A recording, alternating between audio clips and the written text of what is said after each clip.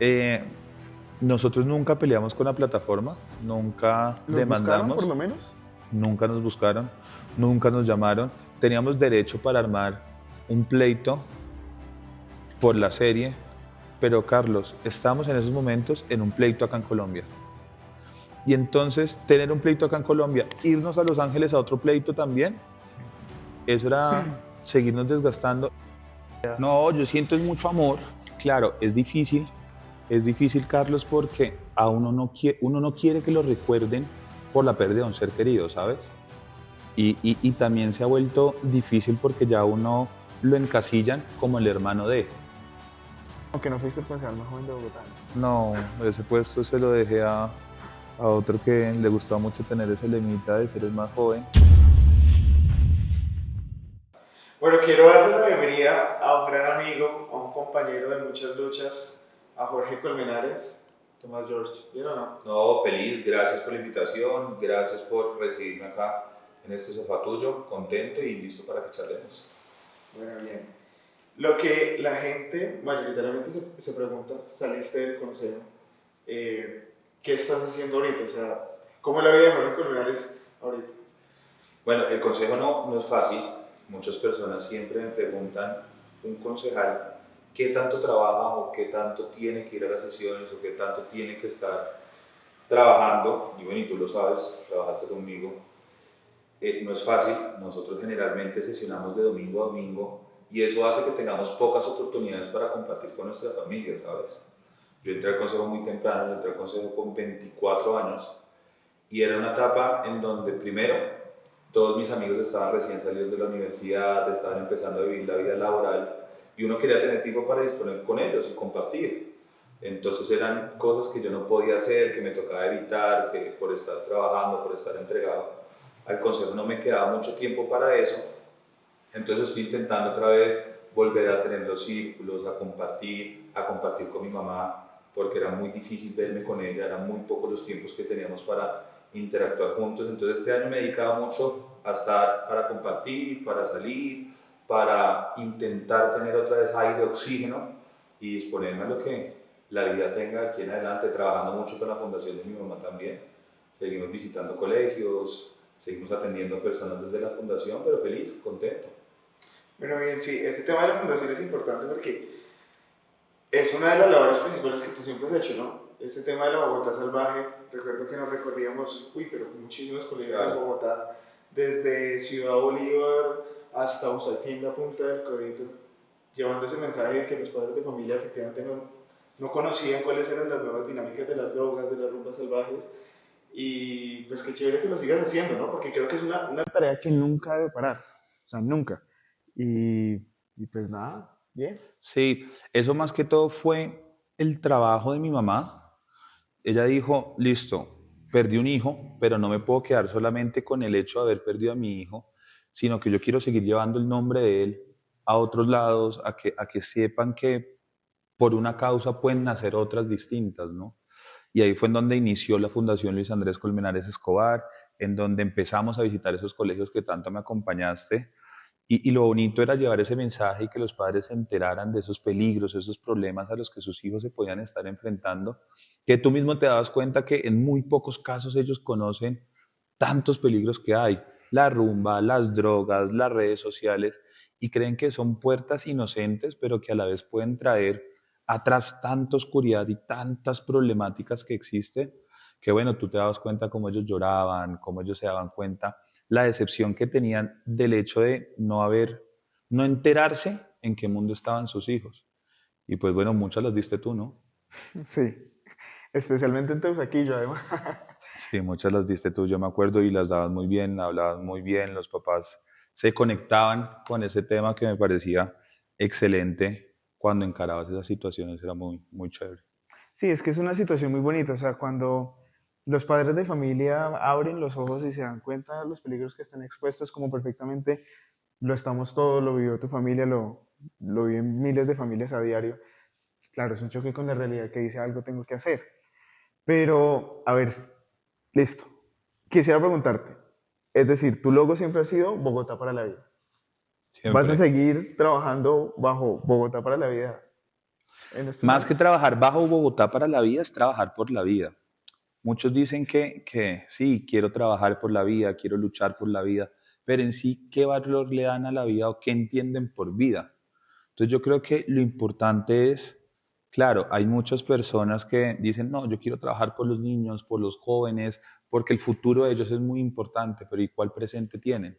Yo creo que si uno no parte de un presente en donde uno construye una sana fiesta, un ambiente sano, pues qué futuro le estamos dejando a esos jóvenes. Entonces estamos intentando iniciar desde un presente para ahí sí llevar a asegurar un futuro. Entonces la esencia de todo es la vida, puede ser Bogotá para la vida, Cali para la vida, Valledupar para la vida, pero que se guarde la esencia de la vida, que después de perder a un ser querido uno se da cuenta del valor tan grande que uno le debe tener a la vida, en que hoy estamos acá sentados en este sofá y mañana No no sabemos a sabemos. dónde podemos terminar nosotros. Sí.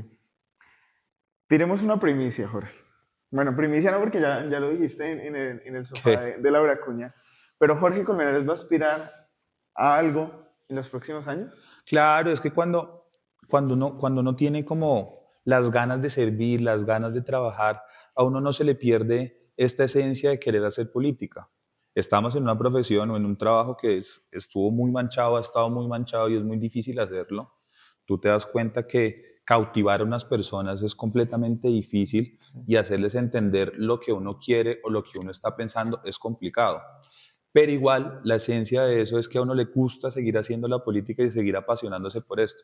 Sé que me voy a lanzar, sé que voy a aspirar, sigo en el dilema de no saber a qué voy a aspirar o a qué me Ok. voy a lanzar, pero no, seguiremos en este ruedo. Esto es chévere, esto es emocionante. Bueno, o sea, vas a aspirar, pero no se sabe qué todavía. Sí, no, y es las personas son las que determinarán uno a qué tiene que aspirar, ¿no? O sea, sé que estaré en el ruedo, sé que quiero llegar al Congreso en las próximas elecciones, lo tengo como una meta, para eso también estoy trabajando y preparándome, pero esperar a qué aspiramos ahora. Y cuando tú sales a la calle, ¿qué te dice la gente? Porque No, es una sensación, ¿no? no, pero es muy hermoso porque las personas siguen acordándose tanto de mí como de mi familia, siguen apoyándonos, siguen dándonos aliento, siguen dándonos ánimos, se siente ese calor de las personas de decirle a uno, oiga, cuento con usted, acá cuenta conmigo, cuenta con mi familia, gracias por esa lucha que han hecho por la justicia, es algo muy bonito y muy reconfortante que se está logrando porque se ha logrado mostrar lo que nosotros queremos y es que mi hermano no estaba loco, que mi hermano no se quería quitar la vida esa noche, sino que sí se puede luchar por esclarecer lo que sucede con los familiares de uno. Entonces la sensación, nosotros siempre hemos dicho como familia que el caso de mi hermano no fuera el caso de mi hermano si no existiera ese apoyo tan grande de las personas, que fueron los que llevaron a que el proceso tuviera ese ruido que ha tenido tan grande y que ha logrado demostrar que las personas sí se pueden solidarizar por un tema y eso es lo que han hecho con nosotros. Yo recuerdo muchas veces que estábamos en recorridos, volanteos, y se te acercaban madres a llanto Sí, herido, es o muy sea, bonito. te veían y tú eres Jorge Colmenares Sí, es muy bonito. y empezaban a llorar y yo decía, Dios mío, o sea, es una sensación muy, no sé tú qué sientas, o sea, No, yo siento es mucho amor. Claro, es difícil, Carlos, porque a uno no quiere que lo recuerden por la pérdida de un ser querido, ¿sabes? Y también se ha vuelto difícil porque ya uno lo encasillan como el hermano de.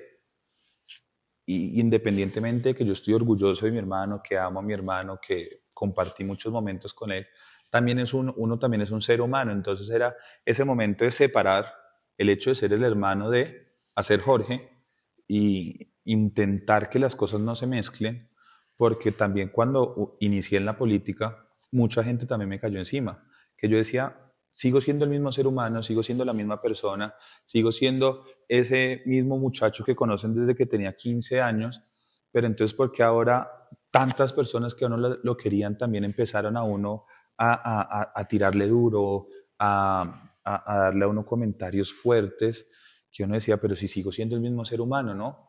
Y yo siempre, o últimamente lo he dicho porque antes me daba pena confesarlo, y estoy trabajando para eso, yo soy una persona muy emocionalmente inestable.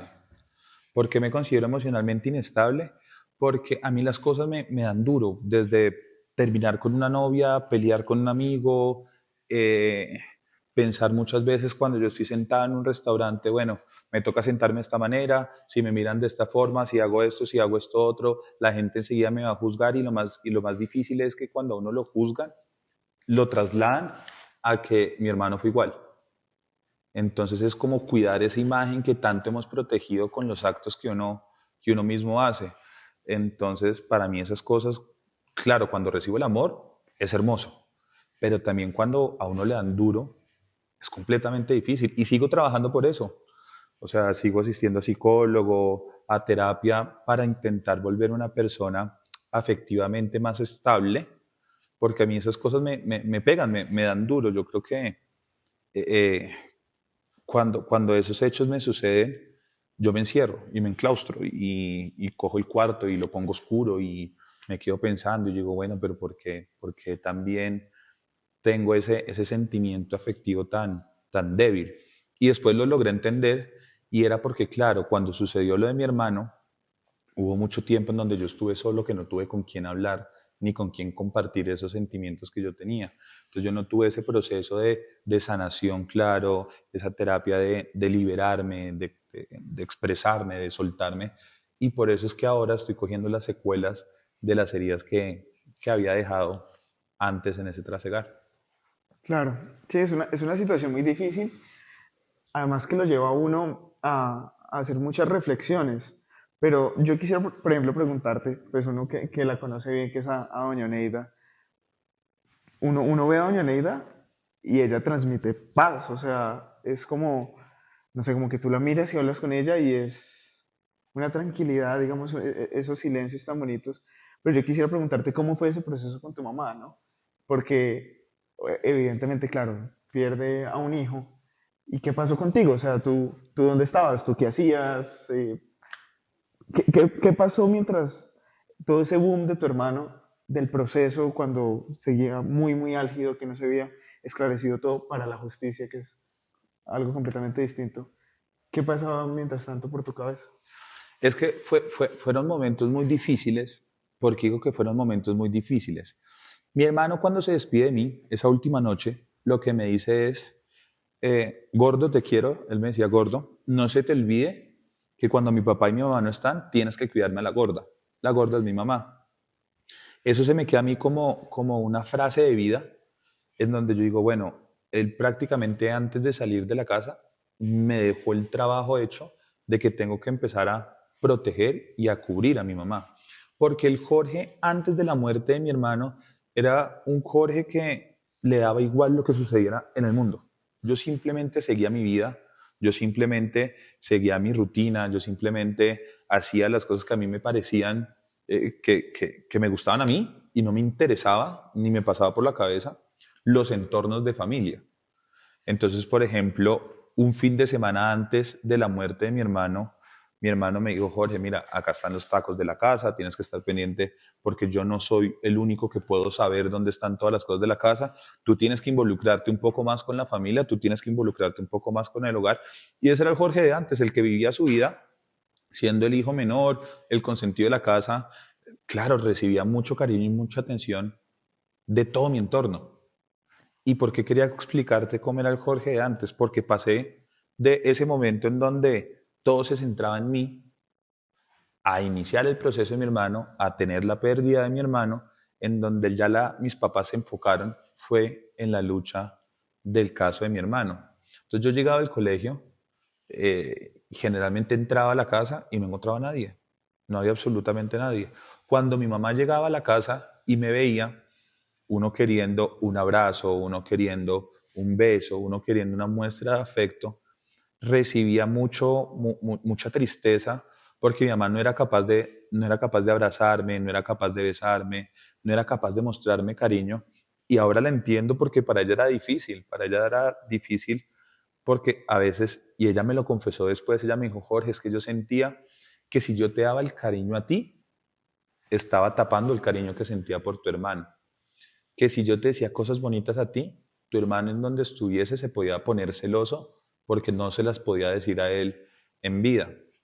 Entonces fueron etapas en donde la soledad me marcó mucho, porque tampoco le podía mostrar tristeza a mi mamá para cumplir ese compromiso que yo había dejado con mi hermano de que siempre iba a proteger a mi mamá. Entonces por eso era que yo me empecé a tragar las cosas y cuando me sentía triste me lo tragaba y cuando tenía ganas de llorar me los tragaba, hasta llegó un punto en que bloqueé el llanto y en estos momentos yo lo ¿Aún? lamento, sí, y me duele porque Carlos, una vez quiere soltar esas lágrimas de decir, puta, me siento mal, me siento triste, pero el hecho es no poder uno lagrimear o no poder uno llorar porque yo cogí mi corazón y me lo taponeé. Y por eso es que estoy tan entregado a hacer ese proceso de sanación y esas terapias para poder volver a liberar ese sentimiento, porque me tocó guardármelo. Y lo mismo me pasaba con mi mamá. La mamá feliz, cariñosa, hermosa que yo tuve, que tenía antes de la muerte de mi hermano, ya no era la misma en ese momento. Era una mamá que llegaba a las audiencias, se cerraba en el cuarto de mi hermano, la escuchaba yo llorar, quería que me diera cariño y era muy difícil. Y era una etapa complicada porque cuando uno está de los 15 a los 22, 23 años es la etapa de la adolescencia más importante que uno tiene. Pero esa etapa yo la viví sin papás. Estaban presentes, pero al mismo tiempo estaban ausentes, que era lo que me estaba sucediendo a mí. Ya gracias a Dios mi mamá ya empezó a sanar, ya empezó a vestirse de color, ya empezó a mostrar esa sonrisa, lo que tú dices, Sí, a dar esa paz. Y es muy inocente mi mamá porque mi mamá me dice ahora, Jorge, yo no entiendo por qué la gente me tiene tanto amor y tanto cariño. Yo le digo, mamá, porque muy pocas madres, y yo me siento completamente orgulloso de la mía, dan una lucha como la que dio mi mamá durante 14 años, parada en la línea, parada en la raya, porque ella me decía, yo pensé en quitarme la vida, Jorge, y tú nunca te enteraste, pero yo pensé en quitarme la vida, pero por el hecho de saber que todavía seguías tú, y para no mostrarle cobardía a tu hermano, nunca me la quité. Y no solo lo pensó mi mamá, lo pensó mi mamá, lo pensé yo. Entonces, una ruptura tan grande como la pérdida de un ser querido puede generar distintos pensamientos que uno no sabe qué está pensando el otro, que comparte con uno, ¿me entiendes? Y ya tiempo después que lo hablamos, nos dimos cuenta que hasta en partes tuvimos pensamientos con ganas de quitarnos la vida sin nosotros saber que queríamos vivir eso. del uno al otro.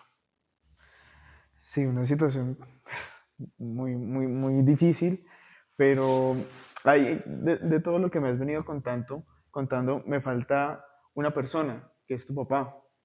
Tu, Claro. tu papá, Es que con mi papá mi relación ha sido un poco más difícil, más complicada. Cuando chiquito, mi papá era mi todo, ¿cierto? Mi papá era mi ejemplo a seguir, mi papá era la persona a la que me podía decir que el agua no mojaba y yo peleaba con la gente y decía, el agua no moja. ¿Por qué? Porque mi papá me dijo que el agua no moja. A ese punto era mi amor por mi papá. Mi papá siempre ha sido un guajiro con un temple muy duro, pero se ha caracterizado por ser muy trabajador y querer sacar adelante a su familia. Entonces, en ese proceso de querer sacar adelante a su familia, mi papá empezó un momento de su vida en donde le tocaba viajar mucho, donde le tocaba estar fuera de la casa mucho tiempo y se fue alejando, o pues no se fue alejando, sino que muy poco ya lo veía yo en la casa, que es cuando yo inicio esa relación más afectiva con mi hermano.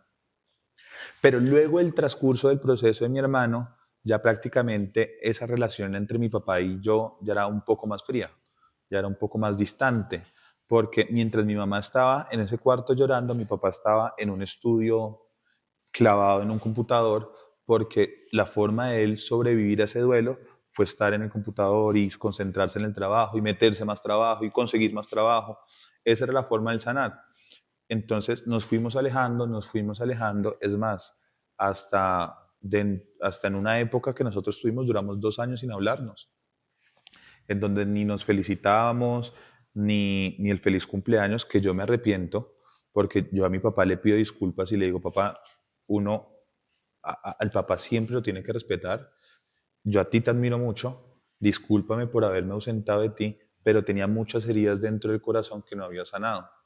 A hoy ya la relación es completamente distinta, ya es una relación muy bonita la que yo estoy teniendo con mi papá, pero en esos momentos sí era una relación completamente tóxica la que yo tenía con él. claro.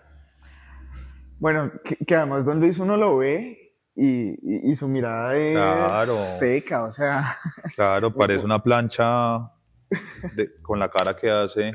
Sí. Y él puede estar feliz, pero se le ve acá en la frente rabia. Pero al mismo tiempo es una persona muy noble, ¿no? Claro, y la Cuando gente uno lo quiere habla con él, mucho, sí, la gente lo quiere mucho. Y no, mi papá en sí es una persona de amor, pero como, claro, también lo entiendo, y es que mi papá pierde a su mamá a los 9 años. O sea, esa mujer que a uno le mete ese carisma, claro. ese cariño, él la pierde muy temprano y estuvo transitando por distintas ciudades para poder subsistir o para poder salir adelante. Entonces yo también sé que la vida de mi papá no fue fácil. Es que mira, pierde a una mamá, pierde a un hijo, o sea, le tocó difícil a mi papá. Y por eso es que a hoy ya entiendo en muchos casos las actitudes que tenía con mi hermano y conmigo. Sí. Hay un tema bastante llamativo en el proceso de ustedes, pues séptimo día, los informantes, las noticias y todo, pero hay muchas dudas que rondan, por ejemplo, sobre el tema de la serie. Entonces son dudas puntuales. ¿Cómo fue ese proceso de la serie de ustedes? ¿Ustedes les pidieron permiso, no les pidieron permiso? ¿Si atiende a la realidad o hay muchas cosas que se inventan? Porque, pues particularmente, no sé, pero cuando uno ve, por ejemplo, la postura de tu mamá, la pintan como si ella estuviera fuera de los cabales. Era Claro, así, no era así. no, es que es más, o sea, primero de la serie nos enteramos porque un amigo que es actor me llama un día y me dice, oiga Jorge, acabo de salir de un casting de la serie de su hermano. Por favor, hable con la productora para ver si me dan a mí el papel. Mire, yo soy cercano suyo, ayúdeme, tal. Yo le digo, ¿qué? Sí, que acabo de salir de hacer un casting para interpretar un personaje en la serie de su hermano. Yo le dije, ¿en la serie de mi hermano? Oiga, no tengo ni idea de lo que usted me está intentando decir. ¿Va a haber una serie de mi hermano? Él lo toma como si yo me estuviera burlando de él, pero fue muy genuino el hecho en que yo estaba completamente perdido en esa charla. O sea, no tenía ni idea. No tenía ni idea de lo que él me estaba diciendo, no tenía ni idea de lo que me estaba pidiendo, no tenía ni idea de nada. Yo llego a la casa, le digo a mi mamá, mamá, me llamó un amigo que va a interpretar un papel en la serie de mi hermano, ¿tú sabes algo? Mamá, Jorge, no sé de qué me estás hablando. Dejamos ese tema ahí, pasó un año y al año siguiente empieza Netflix a mandar los cortos de la serie de mi hermano. Entonces digo, ah, eso sí estaba sucediendo. Eso para decirte que no teníamos ni idea de que iba a existir una serie sobre mi hermano y que Netflix iba a proyectar esa serie sobre mi hermano. Un día antes de que saliera la serie, el día que salía la serie, salía, no me acuerdo a qué horas en Los Ángeles, que acá en Bogotá eran las 2 de la mañana. Y al día siguiente nosotros teníamos que hacer un programa a las 6 de la mañana hablando de la serie. Claro, mis papás lo primero que me dicen es, Jorge, nosotros ya nos vamos a ir a dormir, te quedas despierto hasta las 2 de la mañana y te mira los capítulos que más puedas, cosa que te mires algo, descanses lo que puedas, nos cuentes una hora antes y nos vamos a la entrevista. ¿Con Vicky no fue o algo así? Fue con Vicky. Me acuerdo, yo ese día no dormí, yo ahí esperando, puntos de la mañana, túnel enseguida en la plataforma, primer capítulo. Y ahí lo vi y era como, lo primero que sentía era eso que cuando uno ve una película que dice basada en hechos ¿Hechos reales, que reales? uno dice como, oiga, qué dura la vida de esa persona o qué dura la vida de a quien le hicieron eso, tuvo que haber sido difícil. O como cuando es de orgullo, qué orgullo esa persona, pero ahora decir, ahora nosotros somos los que estamos ahí proyectados. O sea, ahora eso que nosotros veíamos como basada en hechos reales es lo que nos Es está mi sucediendo. vida, es mi vida. Claro. Y eso fue completamente complicado. Eso fue un shock como de decir, pucha, están proyectando a mi familia, mi entorno, mi zona segura en una plataforma. ¿Qué pienso de la serie? Lo único que le salvo a esa serie es que dejan que cada persona que mira la serie a su manera La interprete. tome una decisión. No se parcializa ni hacia un lado, ni se parcializa hacia el otro, sino lo que proyecta es usted que la está viendo, tome la decisión o piense lo que quiera pensar al respecto. Eso nos da tranquilidad porque no están incitando a que las personas piensen en algo distinto. Pero si hay cosas que dan rabia, por ejemplo, muestran que mi familia, por el simple hecho de decir que es una familia guajira y que mi mamá tuvo un sueño en donde gracias a ese sueño se hace la necropsia para descubrir las heridas del rostro de mi hermano, ya éramos una familia de brujos, o que mis abuelos hacían brujería. Es más, mi abuelo, según la serie, está muerto. Mi pobre abuelo está en estos momentos en La Guajira, no sé qué debe estar haciendo en estos momentos, pero está allá. Yo tengo a mi abuelito vivo y en la serie me lo mataron. A mi abuela la muestran como si ella fuera una rezandera, como si ella hiciera brujería. Mi pobre abuela es la mujer, primero, es la aliada del sacerdote del pueblo. Sí. O sea, es católica, ama la Virgen, ama todo lo que trae o todo lo que muestra la religión católica. Eso es mi abuela. No es ni rezandera, ni bruja, ni le gustan esos temas de santerismo, nada. Muestran a mi mamá como una mujer que se enloqueció y Sí. que se volvió loca a raíz del proceso de mi hermano. Y mi mamá no fue una mujer loca. Claro, estuvo desesperada, pero estaba desesperada porque estaba perdiendo un hijo, porque perdió un hijo y porque quería luchar por su hijo. Pero eso no quisiera decir, o eso no quiere decir que mi mamá estaba loca en ese momento, no. Es como cualquier madre que tiene un dolor o que tiene un sentir y que quiere trabajar por ese dolor y por ese sentir. Eh, Nosotros nunca peleamos con la plataforma, nunca ¿Los buscaron por demandamos, lo menos?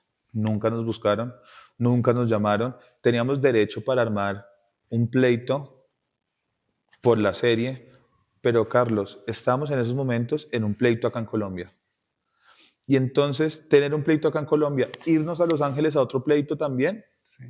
eso era seguirnos desgastando. ¿Y qué íbamos a lograr? Que nos dieran plata. Nosotros siempre como familia hemos dicho, y lo tenemos claro y lo mantenemos a hoy, que no existe valor monetario que nos resarza o que podamos valorizar lo que era mi hermano para nosotros. Nunca, nunca y nunca vamos a aceptar ni un solo peso sobre la muerte de mi hermano. Entonces por eso tampoco fue que iniciamos esa pelea, pero bueno, lo bueno fue que dio que distintos países se dieran cuenta de lo que estaba sucediendo con el crimen de mi hermano. Y conocieron, claro. Sí, es que es un mito muy grande, ¿no? La gente siempre decía, ¿cuánto les habrán pagado a la Claro, familia y de juran que uno Colmenares? está con un apartamento en Miami viviendo súper bien Sí. con algo que nosotros nunca hicimos. Bueno, ¿y qué piensas del actor que te interpretó a ti? No, no, no. Muy bien que trabaje, muy bien que se presente, pero pues hubieran buscado a alguien un poquito más parecido, ¿no? Yo creo que todos se parecían, mi mamá se parecía, mi papá se parecía, el mío no creo que se parecía tanto, pero no, yo sé hacia dónde me quieres llevar, que es un comentario que te lo he dicho a ti. Por otro lado, no, pero que el pelado siga trabajando, que ahí va bien. Sí, que siga siendo, que lo hizo dentro de las medidas de sus Sí, capacidades muy bien. ahí va. Bueno, cambiamos un poco de tema y es más de nosotros, o sea, nosotros nos conocimos, si viste el invitado especial que anda por ahí, ¿no? Sí, sí lo estoy viendo, que está moviéndose de un lado para otro. Sí, ahorita viene para acá.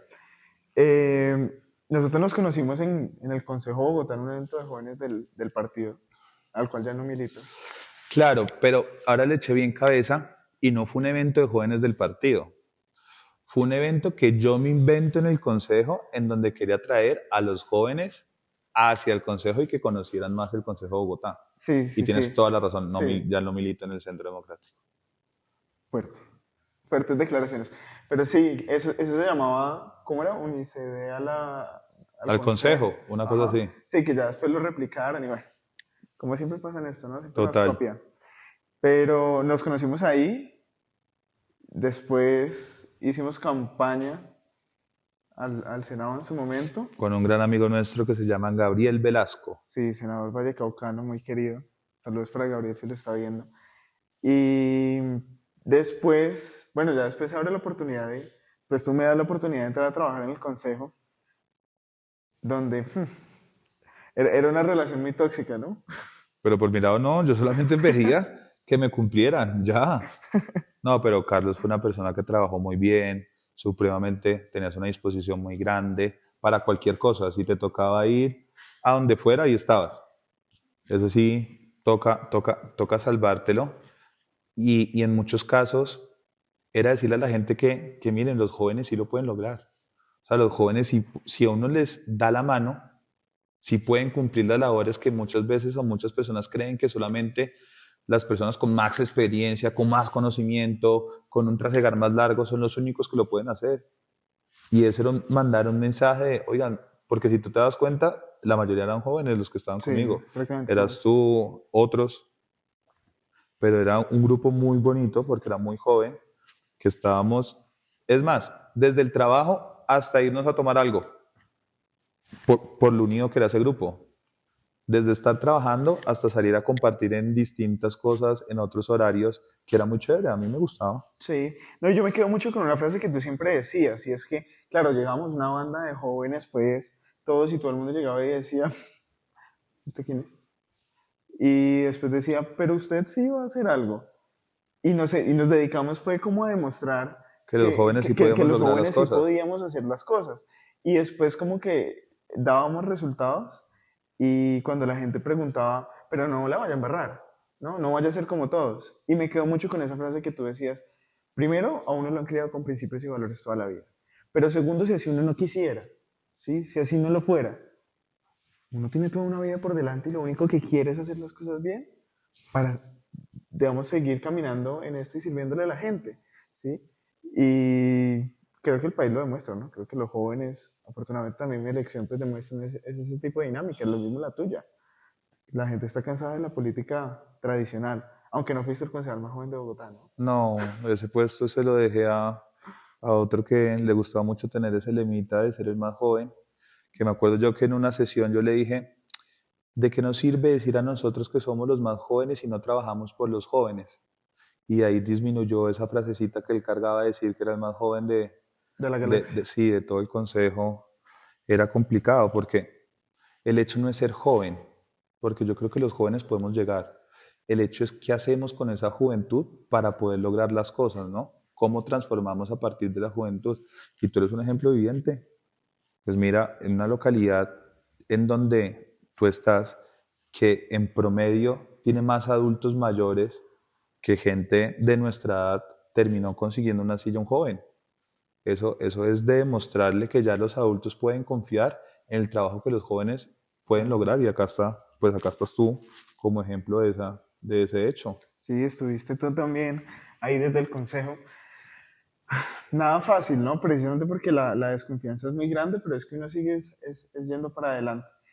Pero bueno, entonces en ese consejo yo recuerdo, obviamente pues no fue todo el periodo, pero sí fue gran parte. Entonces el tema de Bogotá Salvaje, hubo un tema muy bonito del tema de las tiendas escolares y demás, que te acuerdas que íbamos a hacer Sí, recorridos con la personería y todo, para que los niños no comieran chatarra y eso. ¿Cómo fue ese proceso en el consejo?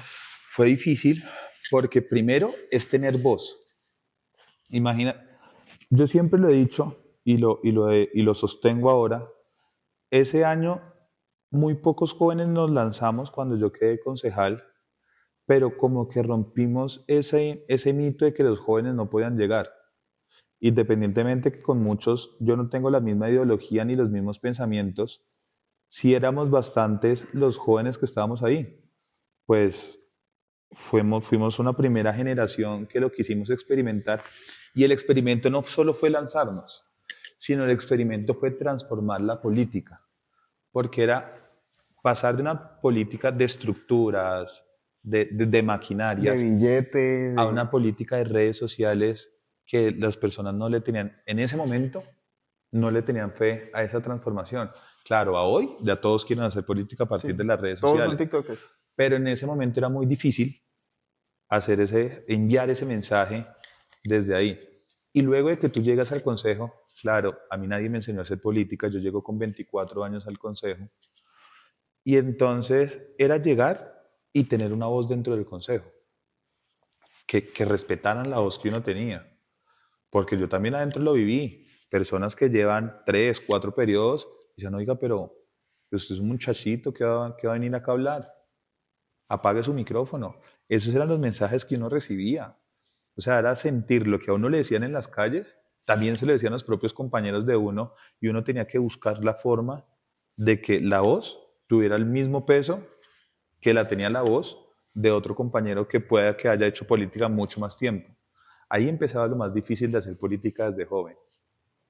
Luego con los proyectos, que era siempre en pro de los niños, de los jóvenes, era lograr que los otros compañeros de uno se dieran cuenta que era una necesidad y que le dieran a uno el voto para que ese proyecto ya no fuera proyecto, sino que se convirtiera en acuerdo. Y ahí aterrizamos a lo que tú estás mencionando, las tiendas escolares, que fue un acuerdo que logramos en donde lo que se hace es garantizarle a los papás que sus hijos van a tener una alimentación balanceada dentro de los colegios públicos del distrito. Pero también se sentía el hecho de vivir el trasfondo de un acuerdo, ¿no? Entonces, cuando uno afecta a una industria y entonces la industria manda a sus aliados a que los llamen a uno, a que los saquen a uno, a que le digan que ese proyecto no debería ser así o que usted no tiene claras las cosas de la alimentación balanceada.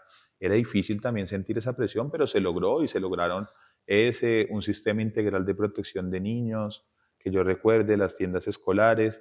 Intentamos institucionalizar las charlas que damos desde la Ujú. fundación, desde el consejo, varias cosas bonitas en pro de los niños y de los jóvenes. Sí, se hicieron muchísimas cosas. El tema es que a veces uno, cuando llega, y creo que me está pasando, es que antes de uno llegar, uno dice, vamos a poder con todo.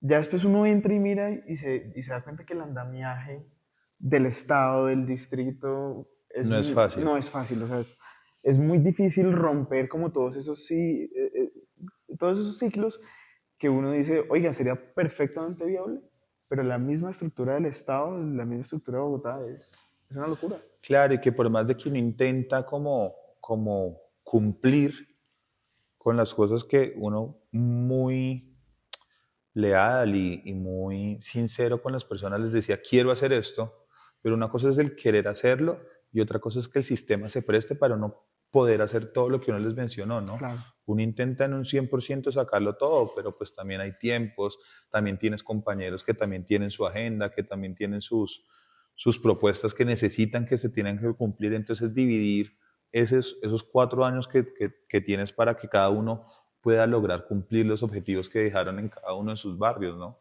Sí, pues yo espero que este video lo vea mucha gente, también muchos jóvenes. Yo quisiera antes de seguir con el otro punto es, ¿qué mensaje le quieres dar tú a los jóvenes? Porque ahora hay muchísimos que se interesan en la política, pero ven en ella una barrera para construir país. Desde tu postura que ya lo has hecho, gracias a Dios, yo que pues ahí medianamente esperamos también inspirar a otros jóvenes, ¿qué les dirías tú a esos jóvenes? Pero es que yo creo que el mensaje, más que mensaje, lo tengo al lado, porque tú eres un propio mensaje. ¿Por qué? Porque tú experimentaste qué era vivir la política y qué era intentar tener sueños y metas por lograr hacer política y por lograr darse cuenta que los jóvenes también pueden lograr el hecho de ganar elecciones y el hecho de tomar posiciones en donde su voz ya no simplemente sea una voz que se escucha y se pasa derecho, sino una voz que se escucha y se siente. Entonces, más que mensaje, el ejemplo ya está y estás tú en representación de ello, porque Carlos, trabajaste, te esforzaste, lo intentaste, aspiraste y lo lograste. Entonces, más que yo dar un mensaje es que lo sigan intentando, es que sigan, que dejen, yo siempre lo mencioné, y es que los jóvenes no podemos seguir siendo los personajes que están detrás del telón Y y repartiendo repartiendo volantes volantes, y sí. sino tomar posiciones y ser sujetos activos dentro de la política. Por eso digo que el mensaje está acá al lado mío. Bueno, gracias, Conce. ¿Qué opinión te merecen bueno, 2 años larguitos que me han de Gustavo Petro? Una tortura. Han sido 2 años complicados, han sido 2 años difíciles, porque yo siempre lo he mencionado también, y es que yo creo que este gobierno nunca se imaginó que en algún momento iba a gobernar. O sea, yo creo que el presidente Petro, porque primero uno tiene que tener respeto porque es el presidente de nuestro país. De acuerdo. Y el presidente nunca le pasó por la cabeza que en algún momento iba a dejar de ser oposición y se iba a convertir en presidente de la República. Por eso ha tenido grandes personas en su gabinete que yo conozco. Tuvo un excelente director del DNP como lo es Jorge Iván González, pero ¿qué era lo que hacía con estas personas? Que le llevaban la contraria, sacarlos, cambiarlos, porque él prefiere más tener un comité de aplausos antes de un gabinete serio que logre en verdad ayudar a mejorar las necesidades que este país tiene. Colombia en estos momentos está inseguro, la pobreza se está incrementando. Mira tantos escándalos de corrupción que han existido en 2 años. Es que en 2 años y no hay un mes en donde no haya un hecho de corrupción, no haya un escándalo de mal manejo por parte del gobierno. Prácticamente con el presidente que tenemos nosotros vivimos una novela partida a punta de distintos capítulos que todos van relacionados a él, relacionados a su campaña y relacionados a su entorno personal. Es difícil, todo lo que está sucediendo es muy complicado y al próximo presidente le va a tocar aún más difícil porque va a tener que tapar o ponerle un pavimento a tantos huecos que el presidente está dejando en estos momentos. Entonces, no vote por él, no soy de la misma ideología de él, no creo en los pensamientos que tienen, ni veo que está llevando o enrutando a nuestro país por donde se necesita. Tiene una capacidad de autocrítica nula. Completamente nula, no escucha a nadie. Yo creo que a la única persona que escucha a él es a Laura Sarabia, que también está rodeada por distintos escándalos en distintos momentos. Entonces, ¿hacia dónde vamos? No sé, no auguro un futuro bueno para el país por lo que resta del gobierno Petro, pero con la esperanza que el próximo gobierno va a llegar a lograr solucionar tantas problemáticas que nos está dejando. Y el país está viviendo lo que Bogotá vivió cuando él fue alcalde. Uy, sí. Lo mismo que vivió cuando él fue alcalde es lo que está viviendo ahora tristemente en nuestro país. Que eso es lo que uno no entiende, ¿no? O sea, al fin y al cabo, Gustavo Petro fue alcalde de Bogotá en ese periodo, pues, tan horrible y tan desastroso para la ciudad, la capital, y termina siendo, digamos, uno de esos actores determinantes en términos electorales para catapultarlo a la presidencia. O sea, es como que no guarda ningún tipo de sentido, como hay muchos bogotanos que de verdad siguen creyendo en ese tipo de políticas que se vivieron exactamente lo mismo. Desorden, nada más el escándalo de las basuras, las máquinas tapahuecos. Es decir, absolutamente Bogotá ha hecho un caos y yo no sé qué esperaban, que Colombia pues entonces gobernándolo iba a ser distinto, ¿no? Pero Colombia yo creo que va a dar un rumbo, ¿no? Y Sí, el tema es cuán... ahí empieza la discusión, ¿no? Hay muchos que dicen que esto va a dar un cambio abrupto hacia la extrema derecha. Hay otros, como yo, que estamos convencidos de que esto va a dar un rumbo hacia el centro, hacia la centro derecha. No sabemos hacia dónde, pero es muy difícil que el progresismo y la corriente izquierda y centroizquierda vuelva a gobernar este país, porque apartándome de lo que yo piense ideológicamente, lo que yo sí estoy convencido es que Petro tenía la oportunidad para que el progresismo y la izquierda pudiesen resurgir y pudiesen lograr tener distintos actores importantes que pudieran lograr cosas para el país, pero tristemente los acabó, o sea, acabó por completo lo que se pudiese hacer con el progresismo y por eso es que otra vez va a haber otro giro, otro cambio. Para mí es un cambio más hacia la centro derecha, para otros puede ser un cambio hacia la extrema derecha, pero pues esperar también. Sí, no, pues realmente Colombia va a haber muchísimas cosas que mejorar. Indudablemente hay un sinfín de candidatos. Sí, O sea, desde María José Pizarro en un extremo, desde el más santista de los santistas, slash petrista, que es por ejemplo Gilberto Murillo, que está de canciller, desde María Fernanda Cabal, Miguel Uribe, Paloma, David Luna. Mm, no sé, ¿cuál te gusta? O por lo menos, ¿qué opinión te merece cada uno? no, hay personas muy brillantes. Yo creo que David es una persona que tiene conocimiento de país supremamente grande, es una persona que ha venido trabajando por el país desde ser edil, pasar a ser concejal, luego estuvo en el Congreso, fue Ministro. viceministro, fue ministro, entonces conoce el sector público. Sé que el doctor Vargas Lleras también va a intentar jugar para ver si puede en esta vez lograr la presidencia. Es una persona que conoce absolutamente todo lo necesario en este país. Van a haber personas, como tú lo mencionabas, que son, por ejemplo, María Fernanda, Miguel, Paloma, que van a intentar entre ellos mirar a ver cuál es el candidato que el Centro Democrático decida. También yo creo que va a haber una unión muy grande entre los alcaldes de las capitales, como lo son Fico, Carlos Fernando, Alejandro Der, que entre Alex Char, en Barranquilla, que entre ellos también van a querer intentar buscar en esa coalición un candidato. Para nadie es un secreto que Claudia también va a estar aspirando Sí. a la presidencia. Vicky, aunque todavía no lo ha dicho, también vemos que tiene ganas de aspirar, que es una mujer que le tenemos como familia demasiado cariño, que queremos mucho, y ya está empezando a sacar los pinitos, ¿no? Porque ya está desde semana sacando su programa de Semana por Colombia, en donde va a estar visitando distintas ciudades capitales. Hay candidatos.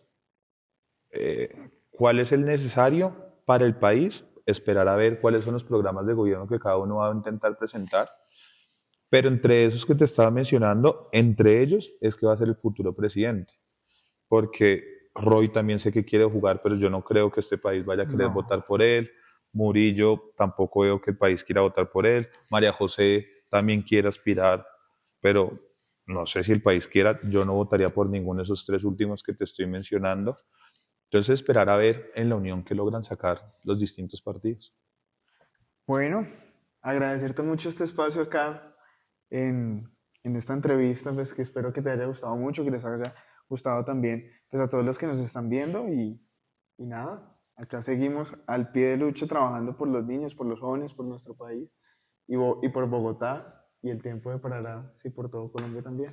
No, gracias a ti por la invitación, gracias a ti por compartir este espacio, por permitirme estar acá compartiendo contigo. Sigue haciendo las cosas como las estás haciendo, que lo estás haciendo muy bien. Sigue comunicándole a todas estas personas que te están viendo todo, que en los jóvenes sí se puede creer y que existen jóvenes como tú que se cansaron de ser teloneros y que ahora son sujetos activos en la política. Gracias por la invitación y pues espero que nos volvamos a ver en otro programa de estos tuyos. De una.